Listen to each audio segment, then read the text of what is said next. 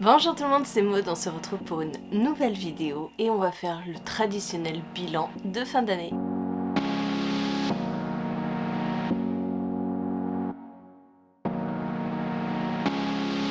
Pour cela, comme d'habitude, je me suis munie de mon carnet où tous mes bilans sont annotés. Ça me permet un petit peu de comparer par rapport aux autres années. Donc on va commencer tout de suite. Cette année, donc je vous tourne la vidéo, nous sommes le 19 décembre. Je projette que je vais lire un certain nombre de livres jusqu'à la fin de cette année, mais au total, j'aurai lu 132 romans et 85 graphiques. Ce qui fait un total de 217 livres, romans, graphiques lus en 2022. L'année dernière, tout roman, BD confondu, j'étais à 211, donc j'ai réussi à monter un petit peu le nombre de mes lectures, même si j'ai eu l'impression de moins lire cette année. Et en 2020, j'étais à 196. Donc voilà, progressivement, j'augmente mes lectures, mais il y a beaucoup plus de romans graphiques maintenant qu'avant, puisqu'avant je n'en lisais quasiment pas. Depuis que j'ai mon abonnement à la bibliothèque, j'en lis beaucoup plus. Sur ces 217 lectures, j'ai eu 3 coups de cœur. Oui, 3. C'est de pire en pire, je crois que je suis de plus en plus difficile. J'ai pris comme coup de cœur Les Possibles de Virginie Grimaldi, L'Empire d'écume, le tome 2, et un coup de cœur général pour la saga avec Les Autodafeurs de Marine Carteron. J'ai eu 3 excellentes lectures, je ne leur ai pas donné le statut de coup de cœur parce qu'il me manquait quelques petites choses, mais j'ai beaucoup aimé Prison Healer, le tome 1, La Bête et Bethany et Anatomie Love Story. Le mois où j'ai le plus lu, c'est le mois de mars, avec 15 romans et 10 BD, pour un total de 6176 pages. Et le mois où j'ai le moins lu, et bien c'est le mois d'après, le mois d'avril, avec 8 livres et 3 BD, pour un total de 3816 pages. Donc voilà, on va du simple au double. Et après, je n'ai pas compté le mois de décembre parce qu'il n'est pas encore terminé, mais pour l'instant je suis à 6 livres et 3 BD, donc on est à peu près dans le même mood que avril. Je vous mets le récap de tous les mois de cette année. Vous verrez que je me stabilise à peu près, hein. J'ai une moyenne de 10 livres par mois à peu près. 10-11 livres. Concernant les sagas, vous savez, je commence énormément de sagas. J'essaye d'en terminer aussi un maximum. J'ai commencé 25 sagas cette année. J'en ai abandonné 6, c'est-à-dire que j'ai lu le premier tome et je sais que je n'irai pas au-delà parce que ça ne me plaît pas. En grande majorité, il me semble que ce sont les livres du Plib, donc Outsphere, Eden Island, ce genre de choses. Donc bon, après ce sont des lectures un petit peu imposées, donc c'est un peu normal qu'après ça ne me plaise pas forcément et que je ne continue pas. Et sur ces 25 sagas, j'en ai terminé 4 quand même. Je les ai commencées, je les ai terminées dans l'année. Et comparativement, j'ai terminé aussi 15 sagas. Voilà, j'en commence 25, j'en termine 15. Bon, il y a quand même 10 sagas de différence, mais on fait ce qu'on peut. Concernant ma palle, j'ai rajouté 105 livres dans ma palle, mais la majorité sont lus puisque ce sont des SP en grande majorité. J'ai 72 SP et ces 72 SP ont été lus.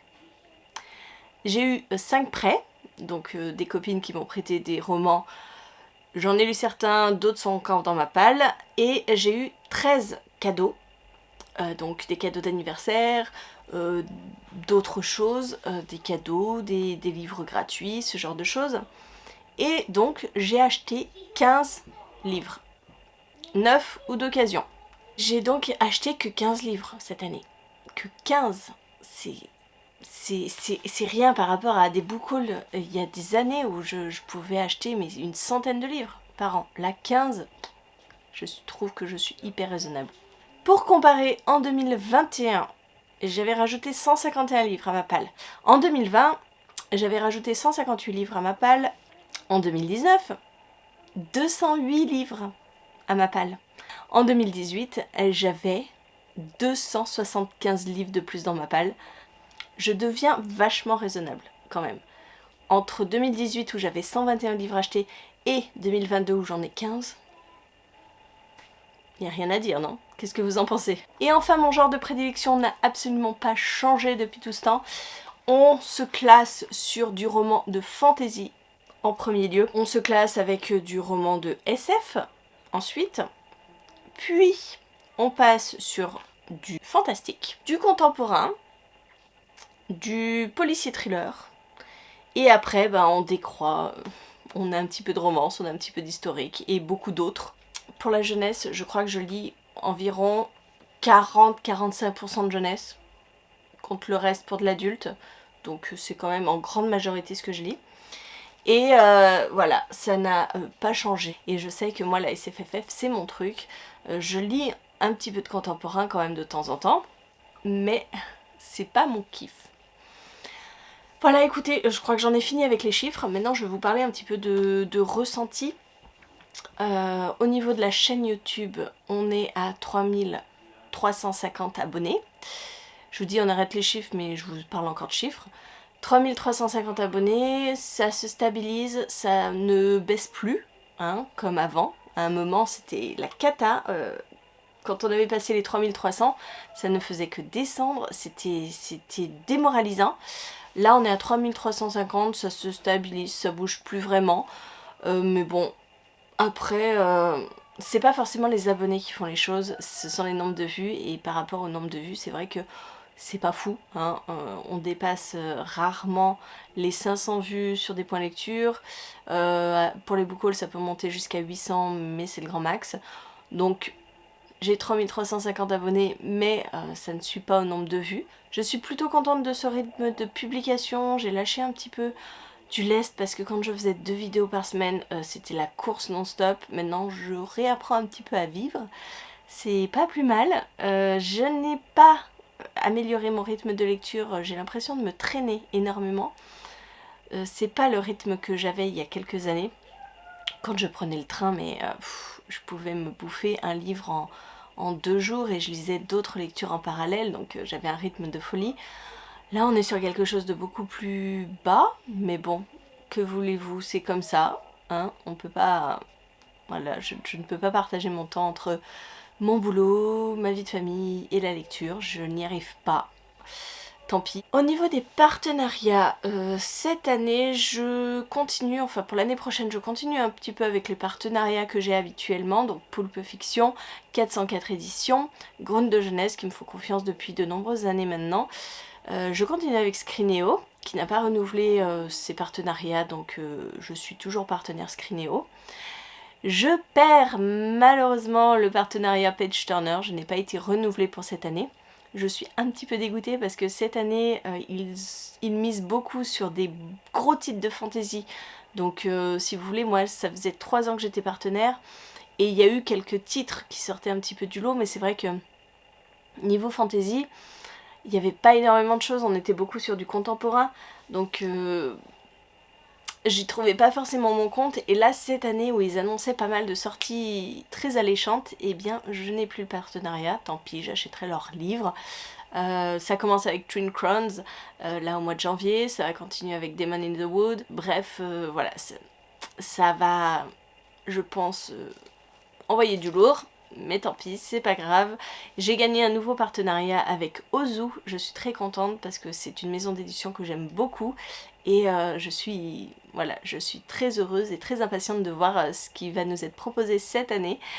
Et voilà, après je continue avec l'Archipel qui me fait toujours confiance pour ce qui est policier thriller. Donc ça c'est très chouette. Et voilà. On est plutôt pas mal. Il y a Anne Carrière aussi, de temps en temps je reçois des titres. Je fais mon petit bonhomme de chemin, je me maintiens tranquillement et je trouve que les SP font que j'achète beaucoup moins de livres. Donc c'est cool ça, je suis très contente d'avoir la chance de recevoir des bouquins, de pouvoir les chroniquer. J'espère que mes vidéos vous plaisent toujours autant. Mes projets pour l'année prochaine, c'est de rester toujours sur une vidéo par semaine parce que je vous dis, ce rythme me convient parfaitement. Je suis moins dans le stress, j'ai beaucoup plus de temps pour préparer mes vidéos, mon organisation est plus allégée, c'est mieux pour moi et puis je pense que même pour vous, 2 vidéos, au bout d'un moment ça devenait trop. Et c'était à cette période où je perdais beaucoup d'abonnés. À chaque fois que je sortais une vidéo, je perdais des abonnés. Donc 2 vidéos, c'était trop. Les projets, ça va être de continuer à vous faire un point lecture quand j'ai 5-6 livres. 6 livres. En ce moment, vous n'allez pas avoir beaucoup de points lecture parce que je traîne. Je traîne clairement. J'ai l'intention de vous tourner un bookshelf tour, puisque j'ai rangé mes bibliothèques il y a pas très longtemps et que je me dis que ça fait un petit moment que vous ne les avez pas vues. Donc pourquoi pas vous montrer ma nouvelle organisation, parce que j'ai quand même changé quelques petites choses. J'aimerais aussi plus vous faire de vlogs, mais c'est vrai que les vlogs, j'aime beaucoup les tourner, mais c'est un enfer à monter. Je sais que vous aimez bien les vlogs, donc en général je les faisais pour les week-ends à 1000. Là j'aimerais me faire des petits challenges, comme j'avais fait l'année dernière avec le challenge de lire plus de 200 pages par jour. Voilà, j'aimerais continuer à faire ce genre de choses. À voir si je les case. Il faut que je vous tourne la vidéo des sorties livresques de janvier. N'hésitez pas à me dire si vous aimez toujours autant cette vidéo ou pas, parce que c'est vrai que ça me demande énormément d'organisation, énormément de temps dessus, donc si ça vous intéresse plus, je ne la fais plus. Alors moi je continue à regarder les sorties parce que ça m'intéresse pour programmer un petit peu mes achats, même si j'achète bien moins. Voilà, je vais rester sur la même ligne par rapport à ce que je faisais. Je pense pas vous sortir des grandes vidéos hyper originales. J'aimerais vous retourner des vidéos discussion. J'ai quelques petits sujets en tête qui trottent là un petit peu. Je vais organiser ça parce que je sais que vous aimez bien ces vidéos discussion où on peut échanger en commentaire, ça c'est trop cool. Vous êtes nombreux à interagir dans les commentaires, donc ça c'est génial, c'est le principal.